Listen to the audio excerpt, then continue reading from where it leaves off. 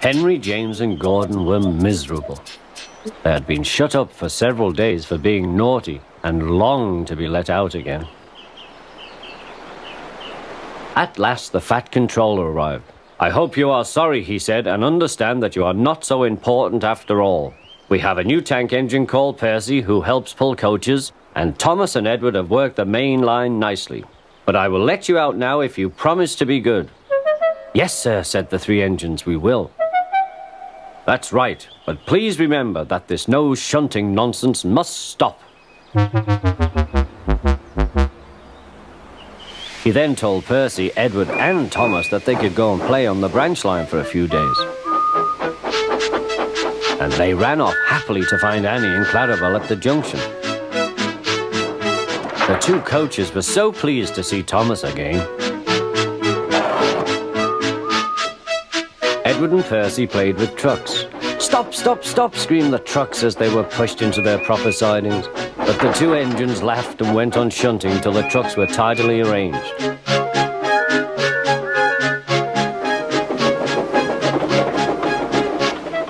Next, Edward took some empty trucks to the quarry. Percy was left alone. He didn't mind that a bit. He liked watching trains and being cheeky to the other engines. "Hurry, hurry, hurry," he would call, and they got very cross.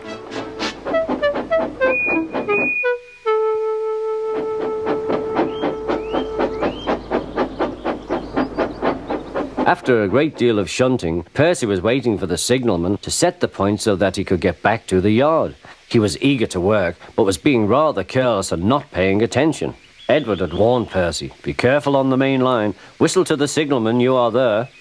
But Percy didn't remember to whistle, so the busy signalman forgot him. Percy waited and waited. The points were still against him, so he couldn't move.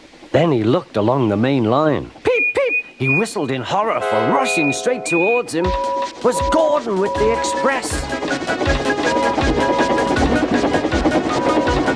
"Oh!" groaned Gordon. "Get out of my way!"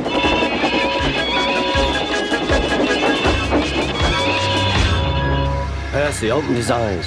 Gordon had stopped with Percy's buffers a few inches from his own. But Percy had begun to move. "I won't stay here. I'll run away," he puffed.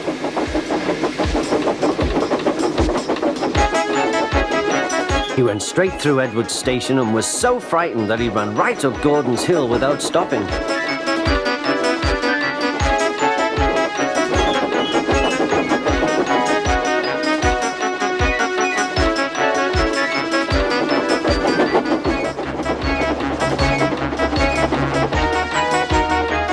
After that, he was tired, but he couldn't stop. He had no driver to shut off steam and apply the brakes. "I want to stop, I want to stop," he puffed. The man in the signal box saw Percy was in trouble, so kindly set the points. Percy puffed wearily onto a nice empty siding, ending in a big bank of earth. He was too tired now to care where he went. "I want to stop, I want to stop. I have stopped," he puffed thankfully. "Never mind, Percy," said the workman as they dug him out. "You shall have a drink and some coal, and then you'll feel better." Presently, Gordon arrived. "Well done, Percy. You started so quickly that you stopped a nasty accident." "I'm sorry I was cheeky," said Percy. "You were clever to stop." Then Gordon helped pull Percy out from the bank.